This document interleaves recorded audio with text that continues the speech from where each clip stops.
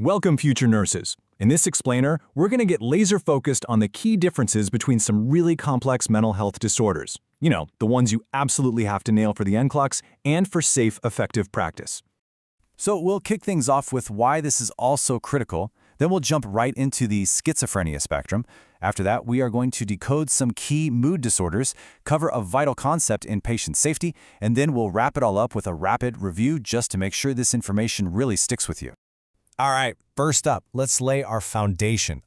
Why is it so incredibly important to tell these disorders apart? Let's get into it. These are exactly the kinds of questions that can so easily trip you up on an exam. You know, the disorders, they seem similar, but their differences have huge implications for treatment and for patient care. Nailing these distinctions is absolutely key to providing safe and effective care. Okay, now for our first deep dive, the schizophrenia spectrum. This is a really big topic, so what we're going to do is break it down into simple, memorable pieces.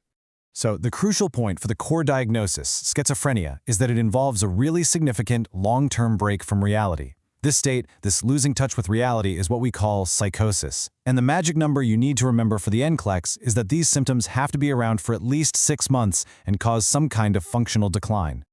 And here is where it gets simple. When you see these disorders on your exam, your very first thought should be, what's the timeline? Schizophrenia? That's over 6 months. Schizoform disorder, it looks exactly the same, but it lasts between 1 and 6 months. And schizotypal, well, that's a personality disorder, so it's a lifelong pattern of odd beliefs, but not that full-blown psychosis. Timeline is key. The symptoms, they're grouped into 3 core categories. We've got positive, negative, and cognitive. Now for the NCLEX, we're going to focus mostly on positive and negative, because those are the ones that get tested the most often. Okay, listen up. Here is a huge memory anchor for the NCLEX. Just think P for positive and P for presence. Positive symptoms add something that shouldn't be there, things like hallucinations or delusions.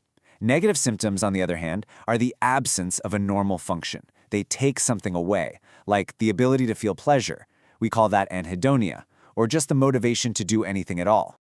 Understanding the progression is also really important. The illness, it usually follows a path.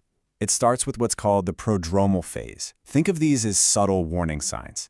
Then, it moves into the active phase, which is where those positive symptoms are most obvious. And finally, it enters the residual phase, where symptoms calm down a bit, but might still be present in a milder form. Okay, you've got the schizophrenia spectrum down. Perfect. Now, let's pivot and apply that same sharp thinking to mood disorders. We're going from psychosis to the highs and lows of mania and depression. So the crucial point here is this. Bipolar I is defined by mania. That's a period of intense, elevated mood that causes some serious impairment. Just one true manic episode is enough for that diagnosis. Bipolar II, on the other hand, is defined by hypomania.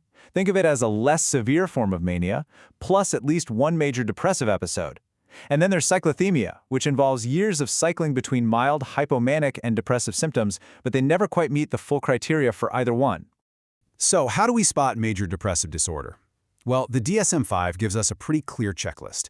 As a nurse, you're going to be looking for changes in sleep, energy, concentration. You'll be assessing for feelings of worthlessness, and, most critically, you will always screen for any thoughts of death or suicide. These are the red flags you have to be trained to see. Okay, let's shift gears to one of the most important concepts for any nurse working in mental health. This one cuts across all diagnoses and is a major safety priority. This is it. Patient safety is always number one. And when you're dealing with mood disorders or psychosis, assessing for suicide risk is your top priority. Always. No exceptions. So how do you remember all the key risk factors? Use the SAD person's mnemonic. It is a classic for a reason. It walks you right through all the risk factors, from male sex and age to depression, previous attempts, and having an organized plan. Each of these represents a vulnerability, right? A step closer to action. So the more of these a patient has, the higher the risk and the more urgent your intervention has to be.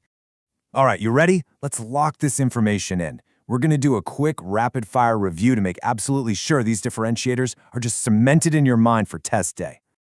Okay, first question up. Focus on that one key word, mania. What's the diagnosis? You got it.